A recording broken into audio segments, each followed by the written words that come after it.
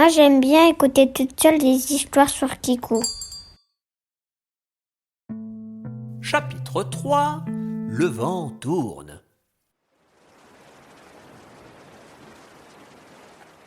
La nef se rapprochait à présent de plus en plus de la tempête. À la base de cette dernière, la violence des vents soulevait la surface de la mer, créant un mur d'eau et d'air qui courait sur des kilomètres et s'élevait dans le ciel. De temps à autre, il fallait esquiver de malheureux poissons qui s'étaient fait prendre par le phénomène monstrueux et se retrouvaient projetés à une vitesse incroyable sur des distances qui n'étaient pas moins. Il y avait sûrement quelque chose de magique derrière tout ça, car la mer restait très calme tant que l'on se tenait à plus de 100 mètres. Mais le bateau avait presque franchi cette limite. Comment comptez-vous traverser ce chaos ? Nous allons être réduits en miettes. Peut-être pas. Il suffit d'opposer un souffle contraire à celui qui alimente la tempête, et cela peut nous offrir une chance de nous frayer un chemin. Un souffle contraire ? Mais même à 7, on ne va jamais souffler assez fort. Mais, chevalier, vous vous doutez bien qu'on va plutôt faire appel à la magie de Monium pour cela. Ah bah oui, j'avais parfaitement compris, hein. Le plan était donc simple, et tout le monde était confiant. Enfin, presque tout le monde. Je sens que ça va mal finir. La luminosité avait brusquement chuté, et on apercevait parfois la foudre qui zébrait l'intérieur du cyclone. La tension montait au fur et à mesure que les vents gagnaient en intensité, hurlant à la façon de 1000 dragons enragés. L'équipage au complet était sur le pont, prêt à remplir sa tâche le moment venu. La silencieuse s'attacha au mât principal de la nef pour ne pas s'envoler et sortit son fameux coffret. Elle piocha une carte de tempête qu'elle avait spécialement préparée pour l'occasion si jamais elle eût dû rejoindre le royaume de l'été. Et justement, le moment était venu de s'en servir. Dans un tourbillon de lumière mauve, d'éclairs qui déchiraient les airs et de pluie, un vent inouï sortit de la carte et vint s'abattre contre celui du cyclone. Une ouverture de plusieurs mètres se créa, laissant à nos héros la possibilité de passer. En vitesse, cela va de soi. Les vagues chahutaient la coque du malheureux bateau dans tous les sens et ses passagers avec. Tout le monde était sur le qui-vive. Ses cotines hurlaient les ordres pour manœuvrer le navire à travers la tempête. Cherde, on va virer de bord. Dagor le ville, hisse cette voile. Chef le chef, viens m'aider à la barre. Monium, tentez de maintenir la carte. Chevalier orange, ne touchez à rien. La distance à parcourir pour traverser le cyclone était de plusieurs kilomètres. Mais le vent était incroyablement fort et comme les marins avaient su en tirer profit, il ne fallut pas plus d'1 heure pour se retrouver de l'autre côté de la tourmente. Une fois le cyclone passé, le temps se calma aussi vite qu'il était devenu fou et en un instant, la nef navigua de nouveau sur une mer d'huile. Tout le monde put prendre une pause bien méritée. Je n'en peux plus. Moins fort, il n'y a plus de vent. Oh, pardon. Je disais, je n'en peux plus. Cette petite épreuve m'a vraiment fatiguée. Et qui plus est, cela fait 3 jours que je n'ai pas dormi. Sitôt arrivé au royaume de l'été, je me trouve un hamac et je n'en bouge plus jusqu'au trajet de retour. Oh, mais oui, il va falloir recommencer tout ça pour rentrer chez nous.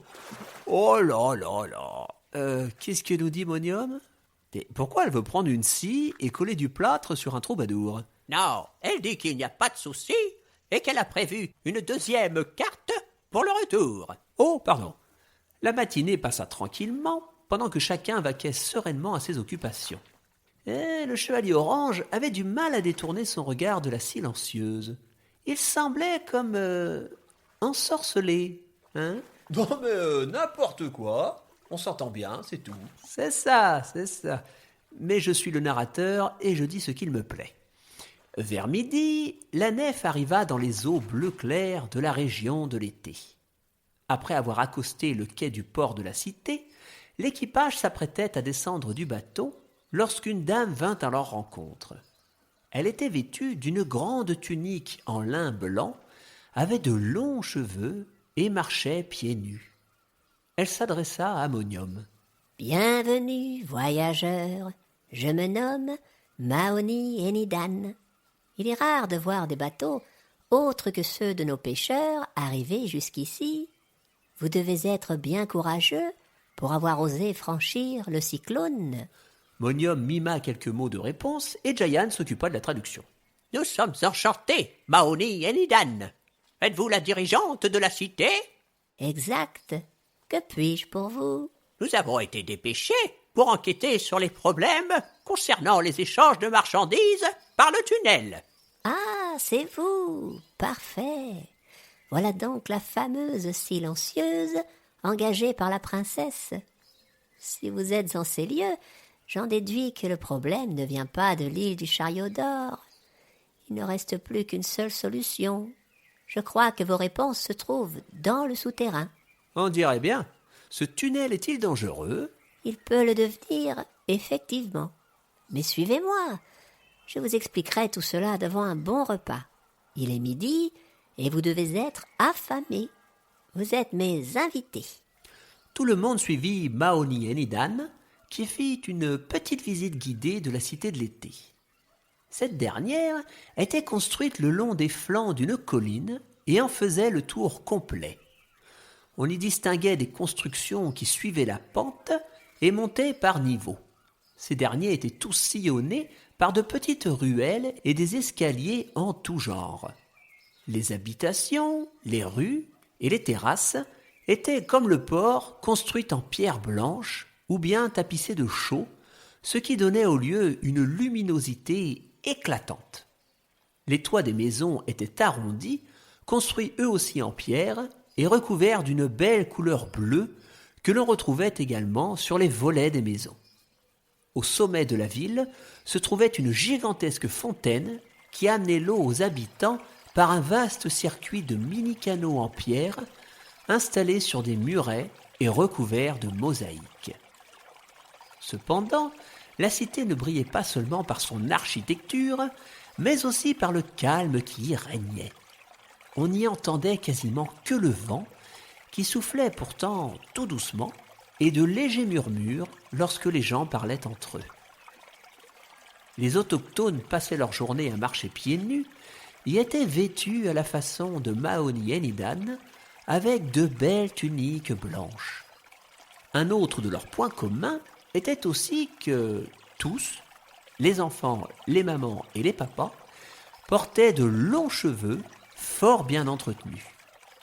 Le passe-temps favori des habitants était d'ailleurs de rester assis pendant des heures sur des bancs ou bien des hamacs de coussins à même le sol, à se peigner délicatement les cheveux les uns les autres, en ayant de longues conversations à voix basse, bercées par les seuls sons d'une discrète brise et de l'eau qui chantonnait dans les canaux.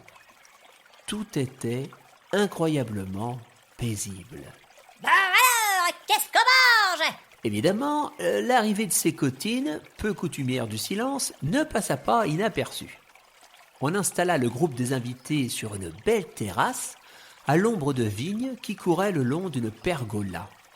Un véritable festin attendait nos amis. Un énorme feu avait été allumé en leur honneur et on y avait grillé de beaux poissons. Sur la table, on trouvait des légumes marinés, de belles tranches de melon et de pastèques, des fruits séchés et surtout des olives, des montagnes d'olives, marinées et parfumées aux épices ou aux herbes. C'était une explosion de goût, de parfums et de couleurs. Après un aussi bon repas et dans une atmosphère aussi détendue, Sécotine se sentit apaisée en un instant et elle partit s'assoupir tranquillement sur un grand hamac, prenant un repos bien mérité après 3 jours sans sommeil. Ses amis marins suivirent son exemple, harassés qu'ils étaient de leur manœuvre sur le bateau. Monium, Jayan et le chevalier orange s'isolèrent donc avec la chef de la cité pour discuter plus en détail du tunnel. Donc quelque chose pose un problème dans la galerie. Allons y faire un tour. Eh bien, ce serait courageux de votre part, mais je dois vous mettre en garde du danger qui vous y attend. Cette caverne est une ancienne mine d'halite rose, dont nous avons dû cesser l'exploitation suite à la mise en place des rails. Or, depuis que la mine est désaffectée, De drôles de créatures y ont trouvé refuge. Ce sont des golems de sel qui vivent dans les tréfonds des souterrains. Ils ne s'attaquent pas aux chariots, mais n'hésiteront pas à s'en prendre à un humain. Je peux vous fournir un guide pour votre exploration, mais êtes-vous certain de vouloir risquer vos vies? Bon, moi, vous savez, je fais un peu ça à chaque histoire, hein. Alors bon, quant à Monium, elle nous dit qu'elle a une mission à accomplir et qu'elle aura presque d'époux.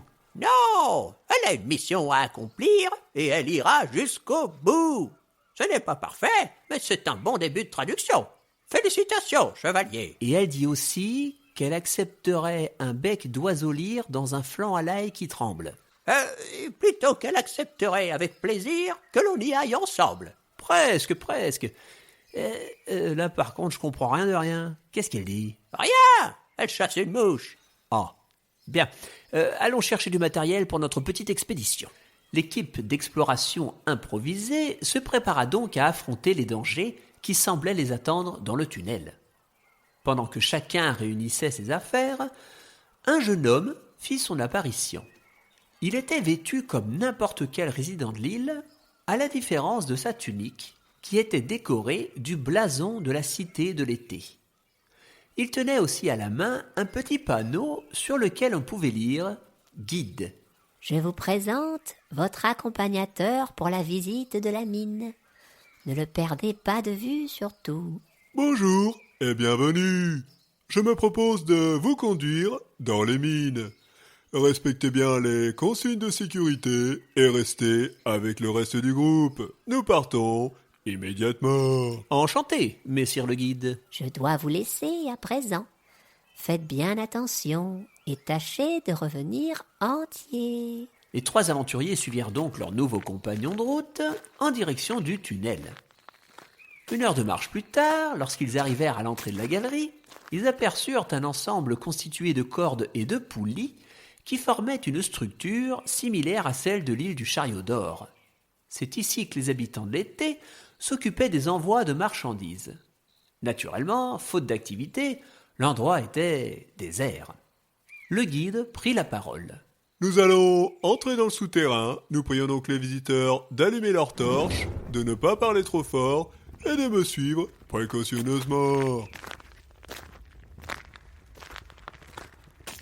Autrefois une mine d'halite rose, la cavité fut creusée sur plusieurs kilomètres afin d'établir un accès à l'autre côté du cyclone.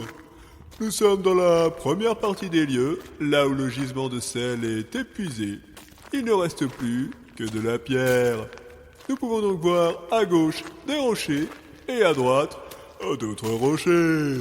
Passionnant comme visite. Nous allons à présent accéder à la deuxième partie de la mine.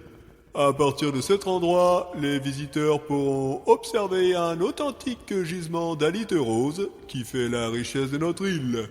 C'est malheureusement aussi, à partir de maintenant, que des golems de sel risquent de faire leur apparition. Et ils sont si terribles que ça, vos golems? Ils ne mesurent pas moins de 2 mètres, sont très costauds et en cas de blessure, même légère, vous vous transformerez en statue de sel dans les 5 heures si vous ne buvez pas une potion très spéciale que l'on trouve chez l'apothicaire de la cité. La seule issue est derrière vous et en cas de danger, vous êtes invité à regagner la sortie au plus vite. Ah oui, vu comme ça. D'autres conseils? Emmenez avec soi un morceau d'halite pour le souvenir est formellement interdit. Par contre, vous êtes autorisé à paniquer en cas de danger. Charmant. La suite de la visite s'annonçait des plus périlleuses.